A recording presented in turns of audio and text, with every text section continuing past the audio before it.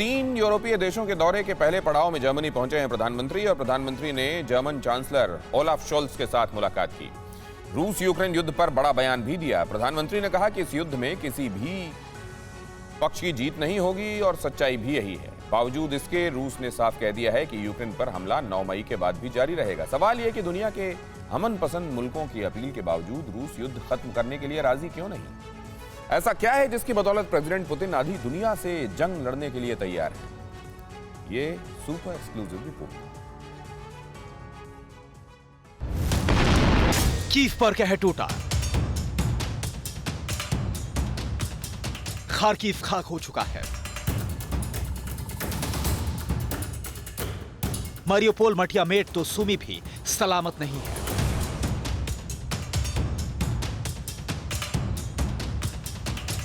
Ukraine पर बरसते रूसी बारूद को 2.5 महीने होने को है। 68 दिन में रूसी मिसाइलों ने यूक्रेन के शहरों को ही खंडहर नहीं बनाया, बल्कि अमन की हर गुंजाइश को भी धुएं में उड़ा दिया।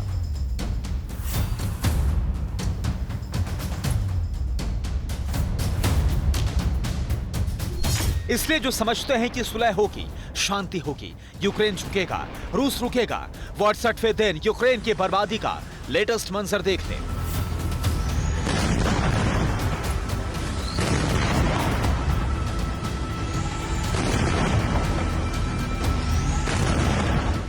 और जो समझते हैं कि 7 दिन बाद यानी कि 9 मई को जंग थम जाएगी, वो पुतिन के शागिर्द की साफ गोई सुन ले।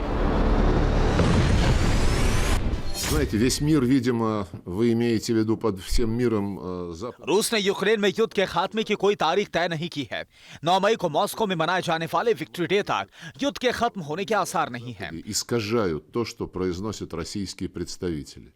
हम 9 मई को उसी तरह से मनाएंगे जैसे हम हमेशा करते हैं। यूक्रेन जंग खत्म करने के लिए हमारे सैनिक विक्ट्री डे या फिर कोई भी तय तारीख को आधार नहीं बनाएंगे। Мировая война, я ответил буквально следующее. Россия никогда...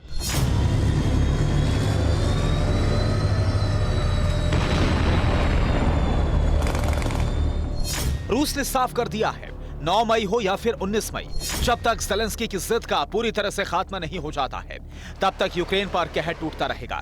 सवाल यह है कि पुतिन अब क्या करने वाले हैं।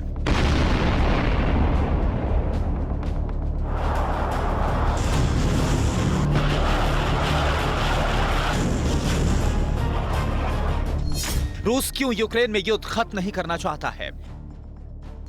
यूक्रेन पर हर हमले के बहाने पुतिन किसे चुनौती दे रहे हैं? क्या रूस और यूक्रेन का युद्ध कई साल चलने वाला है?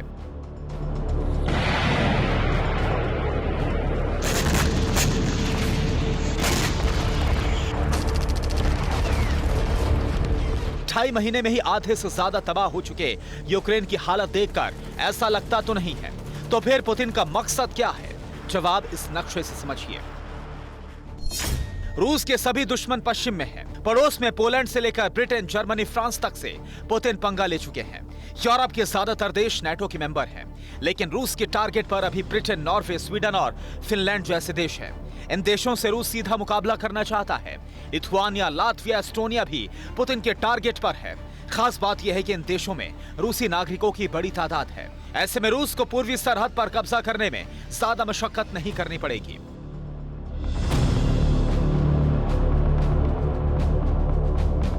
पुतिन आर या पार का फैसला कर चुके हैं, लेकिन सवाल यह है कि क्या रूस के पास आधी दुनिया से लड़ने की ताकत है? क्या रूस अमेरिका, ब्रिटेन जैसे सुपर पावर देशों से युद्ध के मैदान में उतर सकता है?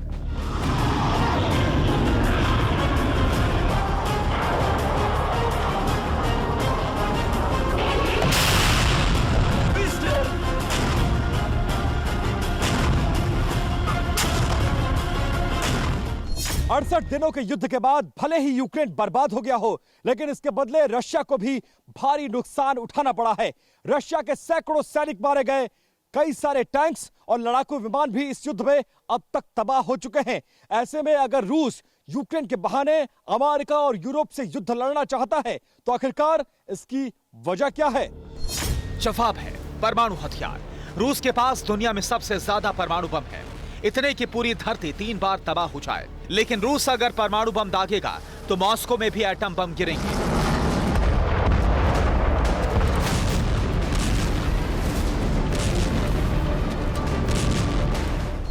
लेकिन रूस ने अब ऐसा हथियार डेवलप कर लिया है कि एटम बम भी ना दागना पड़ेगा और तबाही उससे भी खौफनाक होगी। जानना चाहते हैं रूस के ये हथियार क्या हैं? तो सुनिए।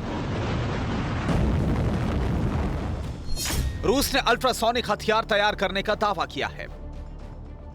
पश्चिमी देशों से मुकाबले के लिए यह हथियार तैयार किए गए हैं। रूस ने अल्ट्रासोनिक हथियार चलाने की चेतावनी दी है। रूस के विदेश मंत्री सर्गेई लावरोव ने कहा कि रूस परमाणु हथियारों का इस्तेमाल भले ही ना करे, लेकिन अल्ट्रासोनिक हथियारों से अमेरिका और पश्चिमी देशों से निपट सकता है। ऐसे में जानना जरूरी है कि आखिर अल्ट्रासोनिक हथियार क्या होते हैं। अल्ट्रासोनिक हथियार तेज आवाज को इकट्ठा कर एक केंद्रित बीम बनाते हैं और फिर दुश्मन पर हमला करते हैं। इसे खास दिशा में छोड़ा जा सकता है। ये गोलाकार लहरों में आगे बढ़ते हैं और दीवार के भी पार चले जाते हैं। पावरफुल साउंड वेव से एक बार में ही दुश्मन को बड़ा नुकसान पहुंचाया जा सकता है। बेहद घातक किस्म के सोनिक हथियार एक सेकंड में 1000 से ज्यादा कंपन कर इंफ्रा या अल्ट्रासाउंड छोड़ते हैं। रूस का दावा है कि उसके पास दुनिया के सबसे घातक अल्ट्रासाउंड वेपन्स हैं। इसलिए रूस यूक्रेन के बहाने नाटो को मैदान में उतरने के लिए उकसा रहा है। रशिया की फौज ने एक बार फिर से यूक्रेन के दक्षिणी हिस्से में हमले तेज कर दिए हैं। यह हमले ब्लैक सी से लेकर मारियोपोल तक किए जा रहे हैं। यह हमले ऐसे वक्त में तेज किए गए हैं जब मारियोपोल के स्टील प्लांट में फंसे हुए लोगों को निकालने के लिए ऑपरेशन चलाया जा रहा है। सवाल यह है कि पिछले 2 हफ्ते से लगातार डोनेट्स्क में एक्टिव रही रशियन फौज ने अचानक से मारियोपोल का रुख क्यों कर लिया?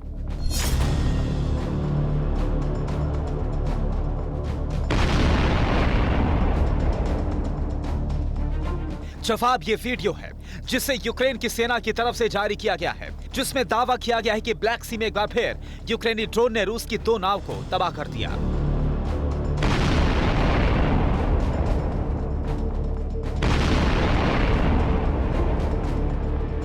रूसी नेवी की बोट ब्लैक सी में गश्त कर रही थी।